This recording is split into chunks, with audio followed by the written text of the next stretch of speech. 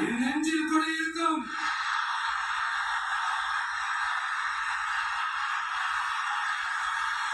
புதுச்சேரி மக்கள் உங்கள் அனைவருக்கும் என்னுடைய வணக்கம்.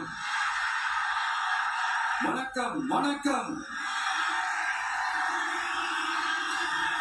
எல்லாரும் எப்படி இருக்கீங்க?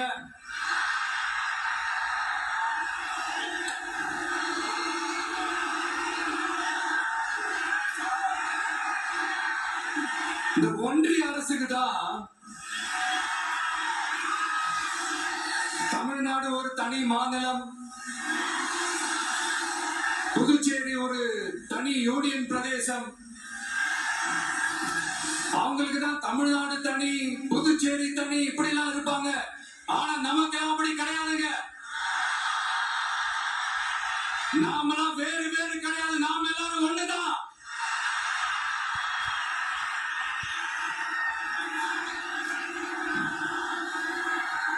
தமிழ்நாடும் புதுச்சேரியும் தனித்தனியாக இருந்தாலும் நாம் எல்லாரும் ஒண்ணுதான். நாம் எல்லாரும் சொந்தம் தான்.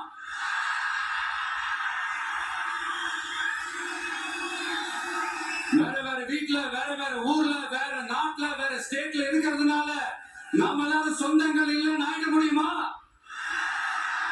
அது எப்படி முடியும்? இப்ப பாத்தீங்களா, ஒருத்தருக்கு ஒருத்தர் பார்த்துக்கும் போது அந்த பாச உணர்வு, அதுதாங்க, அது மட்டும்தான். அது இருந்துட்டாலே போதும், வேற எதுவுமே தேவையில்லை.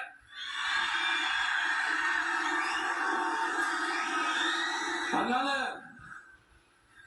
தமிழ்நாடு, புதுச்சேரி, கேரளா, கர்நாடகா, ஆந்திரா மட்டுமல்ல, உலகத்துல எந்த மூலையில நம்ம வகையில இருந்தாலும் அவங்க எல்லாருமே நம்மளோட உயிர் தான். அவங்க எல்லாருமே நம்மளோட உறவு தான்.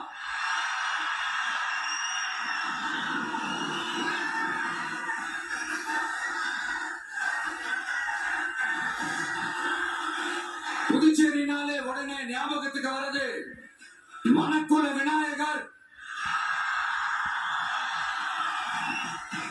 அரவிந்தர் ஆசிரமம்,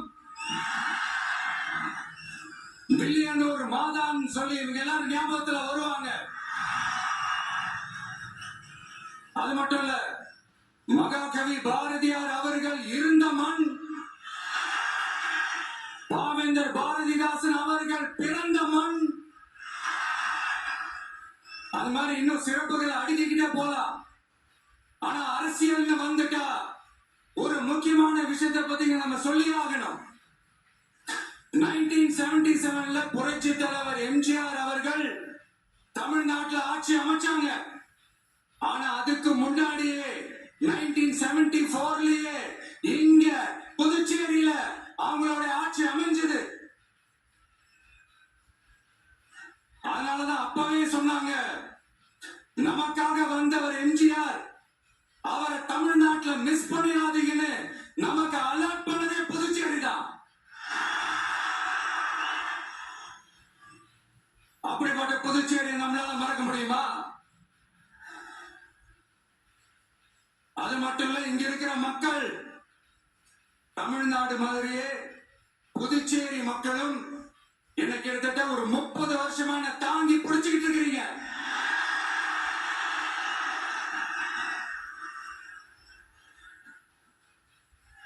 அதனால இந்த விஜய் தமிழ்நாட்டுக்கு மட்டும் தான் குரல் கொடுப்பான்னு நினைக்காதீங்க.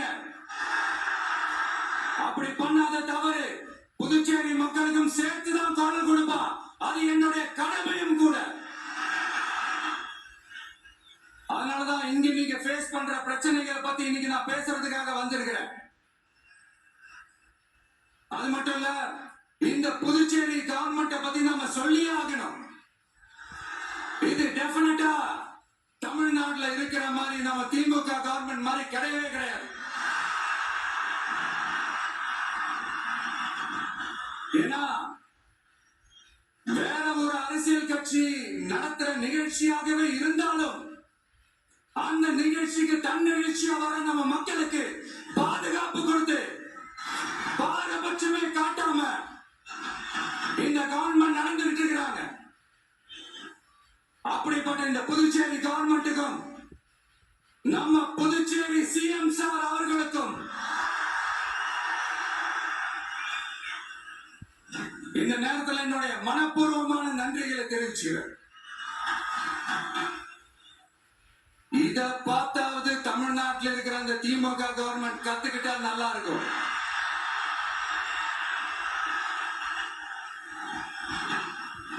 ஆனா அவங்க கத்துக்க மாட்டாங்க. பரவாயில்ல, வரப்போற எலெக்ஷன்ல 100% கத்துக்குவாங்க. அத நம்ம மக்கள் பார்த்துக்குவாங்க.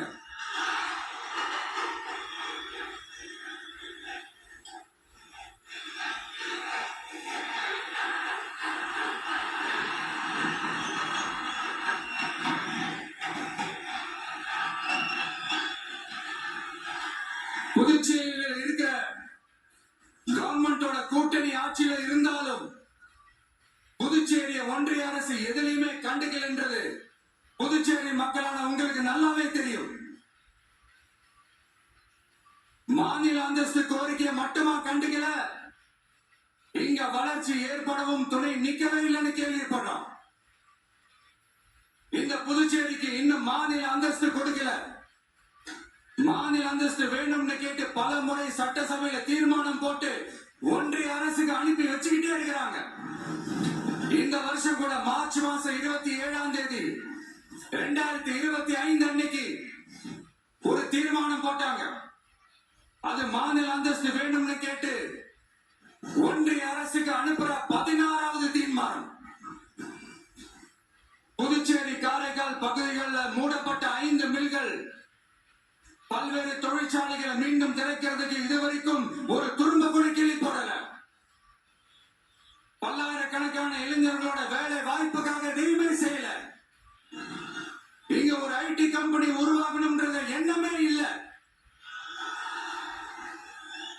அத பத்தி யார் பேசினாலும் அது அவங்க காதல விழவே விழல. இங்க ஒரு அமைச்சர் ஊழல் குற்றச்சாட்டுல பதவி விட்டு தீக்கப்பட்டு அந்த இடத்துக்கு இன்னொருத்தரை நியமிச்சு 200 நாள் ஆச்சு. இன்னும் அவருக்கு ஒரு இலாக்காவை தரல. இந்த செயல் சிறுபான்மை மக்களை அவமானப்படுத்துறதுன்னு அந்த மக்களே சொல்றாங்க. புதுச்சேரியோட முக்கிய அங்கமாக இருக்கிற காரைக்கால், மாகே, ஏனாம் பகுதிகளில் எல்லாம் முன்னேற்றமே இல்லைன்னு அந்த பகுதி மக்கள் சொல்லிக்கிட்டே இருக்கிறாங்க. குறிப்பா காவிரியோட கடைமுனை பகுதியான காரைக்காலை மொத்தமா கைவிட்ட மாதிரி தான் இருக்குது. இது எல்லாமே முன்னேற்றம் அடையணும். டூரிஸ்ட் பிளேஸ் ஆன புதுச்சேரியில போதுமான அளவு பார்க்கிங் வசதி இல்ல, போதுமான அளவு கழிப்பறை வசதி இல்ல. இதெல்லாமே மேம்படுத்தணும். புதுச்சேரி கடலூர் மார்க்கமான ரயில் திட்டம் வேண்டும்ங்கிறது நீண்ட கால கோரிக்கை.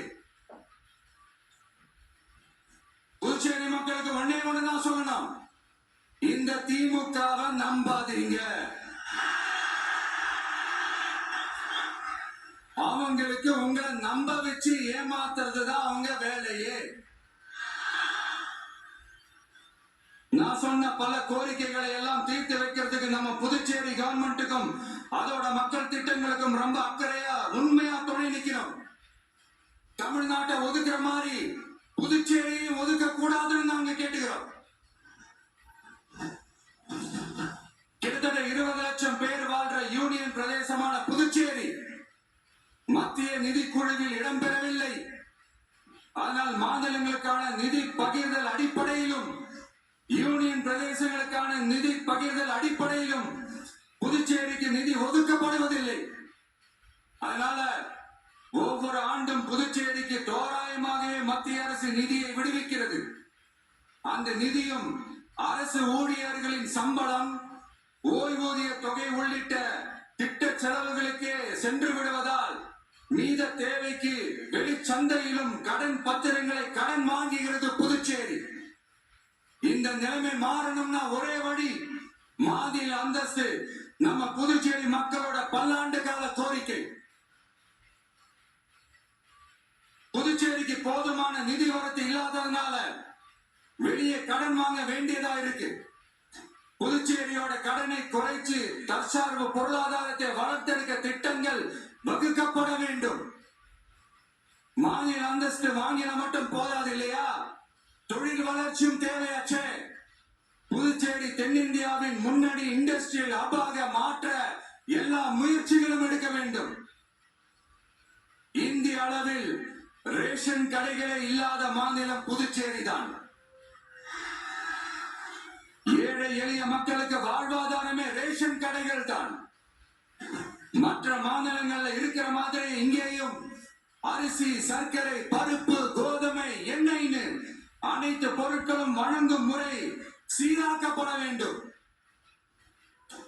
கடைசியா மீன் பிடிக்க செல்லும் காரைக்கால் மீனவர்களை அடிக்கடி கைது செய்யும் இலங்கை கடற்படை அவர்களின் படகுகளையும் பறிமுதல் செய்து விடுகிறது. அதனால் நீண்ட போராட்டங்களுக்கு பிறகு அவர்கள் விடுவிக்கப்பட்டாலும் படகுகள் கிடைக்காததால் ஒரு மோசமான நிலைக்கு தள்ளப்படுகின்றனர். இந்த நிலை மாற வேண்டும். நான் மறுபடியும் சொல்றேன், இந்த விஜய் புதுச்சேரி மக்களுக்காகவும் எப்பவும் துணை நிற்பான். வரப்போற புதுச்சேரி தேர்தல் களத்துல நம்மளுடைய தமிழக வெற்றி கழகத்தின் கொடி பட்டொலி வீசி பறக்கும். கான்பிடென்டா நல்லதே நடக்கும். வெற்றி நிச்சயம். மீண்டும் சந்திக்கும் வரை நன்றி.